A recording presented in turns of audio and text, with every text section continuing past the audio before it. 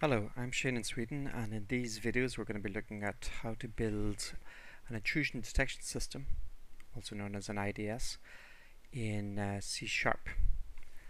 But before we actually get into building an intrusion detection system, or an IDS, we should probably look at what an IDS is.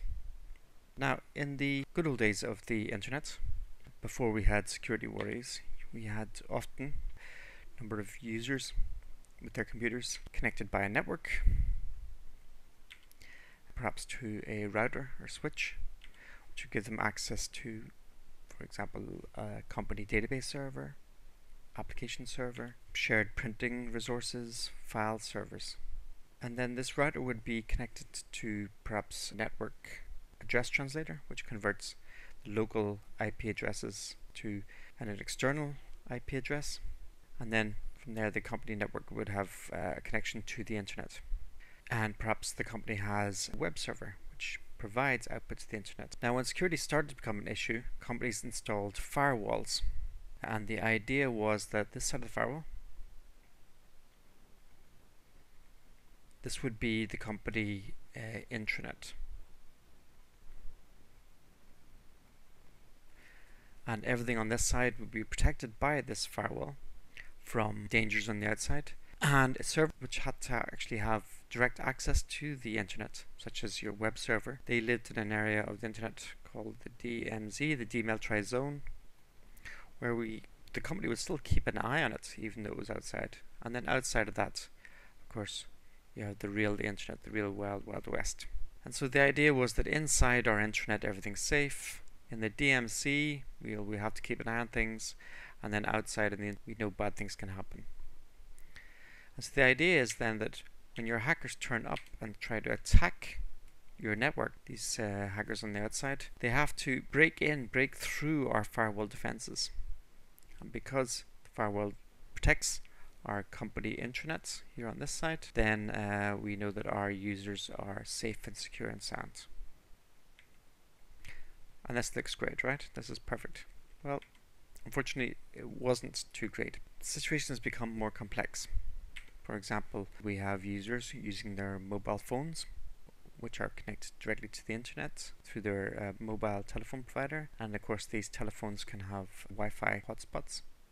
People are bringing in all sorts of different devices, for example, wireless speakers, all sorts of devices which can be configured and controlled using a mobile phone, again via Wi-Fi, and often these devices create their own Wi-Fi listening spots.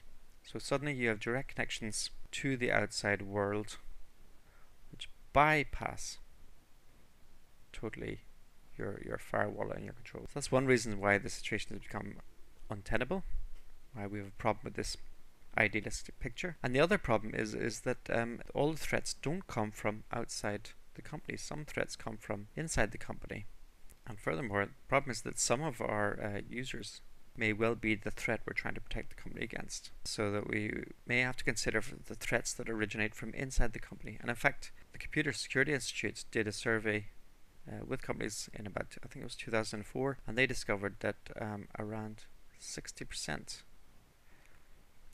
of damaging breaches were coming from inside the company, not outside the company as you might think. Now I think this number has gone down in recent times, but it's still pretty significant. It's still a fairly significant rate of incident breaches from inside the company firewall, from within the internet. And as a result of these different factors, this old idea of having a firewall and an intranet and then everything inside here is safe, this situation no longer exists. What companies are moving towards instead is a system of defense called defense in depth. While you still have the firewall, it's still useful to protect us from external threats.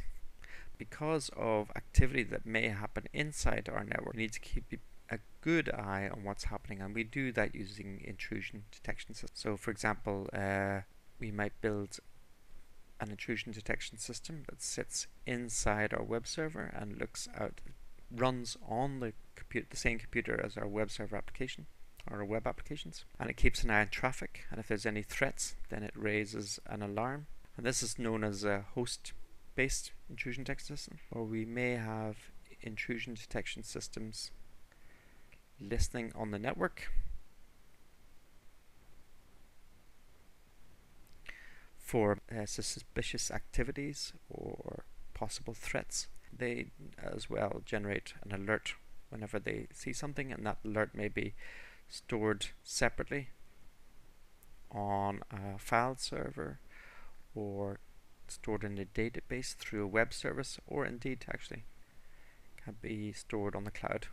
And we may even have intrusion detection systems inside our routers which are listening for activity. And in fact, within these type of units you may have something that's called an intrusion prevention system, whereby if they detect any activity from a user from a particular web address which is seen to be suspicious and or possibly dangerous, then the intrusion prevention system, the IPS, will actually actively block that IP address so that the threat from that particular computer or location on the internet is removed. So we have IPSs which can actually actively protect the system, but mostly we're going to have IDS units which are monitoring our systems and giving warnings whenever a threat occurs. And it's this type of unit, the IDS, Intrusion Detection System, that we will be attempting to build in the coming videos in C#. Thank you very much, and in the next video we'll be looking at how we start building our intrusion detection system.